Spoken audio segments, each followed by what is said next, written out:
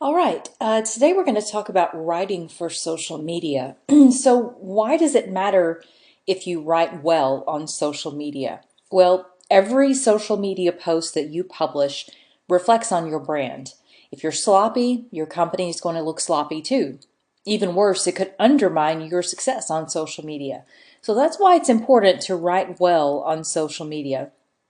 Social media copywriting requires some fairly unique skills. You need to be able to cram as much value into as few words as possible. You also have to be consistent and engaging at all times. Plus, every network is unique. What works on Facebook might flop on LinkedIn. This makes becoming a master social wordsmith even more difficult. We get over 5,000 messages a day. Think about just driving from one place to another today. Maybe you went out to get some groceries or out to get some gas.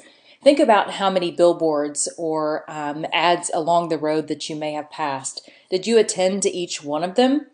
Probably not. We select a fraction of the messages that we attend to each day. Some people, including even highly educated ones, read very little, and some, including those with or without higher education, read a great deal. Well, why is that? The answer very well may lie in the work of a man named Wilbur Schramm. He was the founder of mass communication as a science, and he created a formula he called the fraction of selection. The dividend consists of all the rewards that we expect to receive from something that we do. The divisor is whatever effort or difficulty we might have to endure to get the reward. And the quotient is the frequency, that is, how often we end up doing this action. So think of it this way. If there's a restaurant where you'll get a great meal, but it's a 200-mile drive and the price is high, chances are that you don't eat there frequently. On the other hand, if it's not too far away and not too expensive, you'll eat there more often. That's how the fraction selection works. So as a writer, the key is this. You need to be providing people with information that can make their lives better and make it fun to read. And they'll come back to your sites more frequently. In writing for social media or any media, it's not about giving the reader content you think they need to have. It's not about you and what you want. It's about them. They're called me-formers as opposed to informers. It happens with people and it happens with organizations. We can easily fall into what's called an institutional narcissism and talk about ourselves all the time. As blogger Celeste Hawkins says, before you hit that post button next time, ask yourself one quick question. Is this post for my customers or is this post about me? Informers versus me-formers. So what's the difference? Informers share information and reply to other users. Me-formers, on the other hand, mostly send out information about themselves. Informers might link to a news item related to their industry. A tea shop that is an informer, for example, might share this Science of Us article titled, "What Happens When You Drink 16 Glasses of Iced Tea a Day?" Hint, you probably shouldn't make a habit of that. Perhaps the tea shop would even throw in a bit of humor with their post description, something like, "And we thought there was no such thing as too much tea." Yes, too much of a good thing is a bad thing. It's true for iced tea, and it's true for self-proclamation. Because informers share information, informers think about their customers, what their customers might enjoy seeing and knowing, even if it doesn't seem to directly affect their bottom line. Me-formers, on the other hand, might simply continue to remind you about their new products, upcoming sales, store hours, etc. Again, the me-formers posts are all centered around me, me, me. A shoe store that's a me-former, for example, might post a photo of a new sandal shipment they just received today with a description along the lines of, "We're having a BOGO sale this Friday. Don't forget, stop by during our hours of 10 to 3. Because me-formers think the best way to get attention is to rattle on about themselves. Who gets more followers, though? Is it true that talking about yourself is the best way to use social media for your business? Do customers care about trust and look to MeFormers more often? Do MeFormers get more attention in the end? No, actually, it's quite the opposite.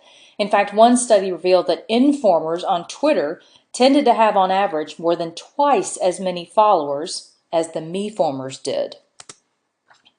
So, Angela Myers, who is a social media guru, has a formula for this.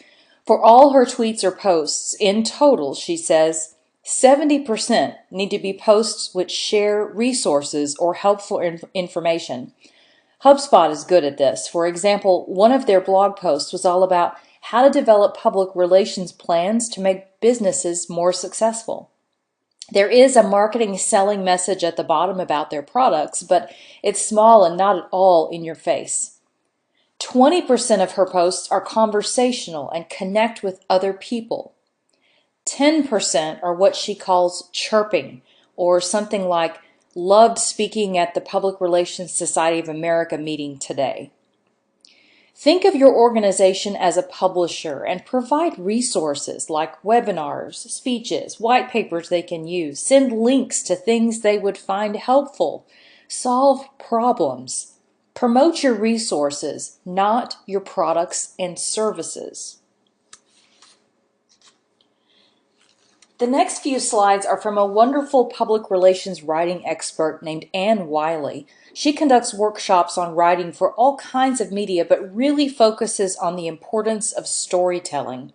The first question she poses is this: what's our job as strategic communicators? Is it to produce content? It's a bit of a trick question. Our job is essentially to produce attention. When we slime people with irrelevant information, what happens? Well, they stop paying attention. We all have those friends on social media who post the same things all the time. The marathons they run, every award their child wins. We have them all in our social media feeds. You can recognize those people. At some point, we stop paying attention, or as much attention as we used to them. Brands are the same way. When they post information that doesn't matter to their buyers tune out. 60% of the stuff that gets retweeted includes links. Well, what does that mean? That means resources are getting shared. The most retweeted word is you.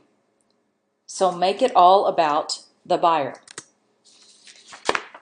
And gives the top reasons that people share information. 72% share because it's interesting or entertaining. 58% share because it's helpful. And 50% share because it's funny. In the FBI example on the screen, they're writing a story, not a promotion. They found the drama, pushed a verb, and chose an interesting way to start the tweet. Good words to start with are things like go bad, busted, exploit. Bad or ineffective words would be things like announce, introduce, launch. Use metaphors, analogies, and human interest. If you have to, use a thesaurus to find specific, strong, and precise words. Notice also how they stopped in the middle. They teased you and made you want to see the rest. That's clickability. Which one of these gets your attention? Of course, the second one in each pair gets more attention, as it makes you curious. What do you mean by paint the schnauzer? Well, apparently the backstory is that kids got bored in the summer, so they painted the family dog. So you need to put them into this summer camp experience instead, so that they don't get bored. See how the tease of paint the schnauzer makes you want to find out more? So how many sentences make a readable paragraph online? Think about that for a moment. Most people start out with 4 or 5, actually 1 or 2 at the most. And people make decisions on your copy based on how it looks on the screen. So the maximum length of a first paragraph online, 25 words. That's not very much. And actually, you stay away from those conventions that you may have learned in a media writing class, the 5 W's and the H, the who, what, when, where, how, and why. Because the job of a first paragraph in social media is to do what? It's to get people to read the second paragraph.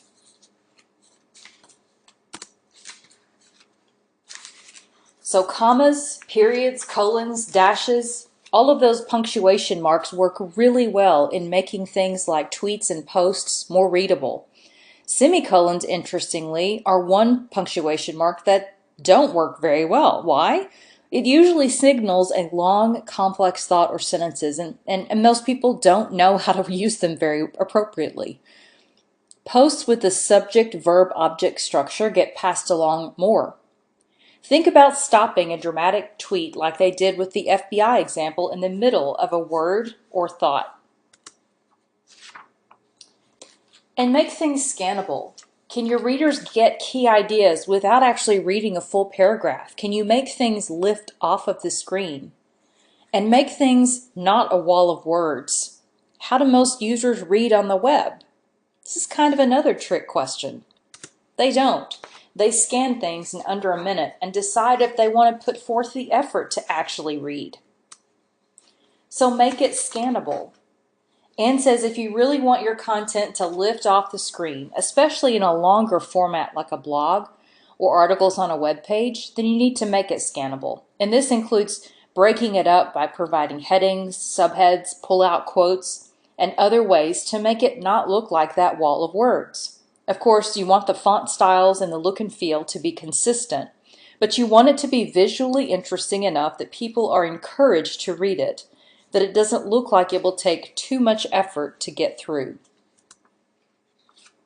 Don't forget using visuals to also break up the content. This is from quicksprout.com. Why is visual content so important? Here are some stats. As you can see, 63% of social media is made up of images. Nearly 66% of updates on social media are visual content.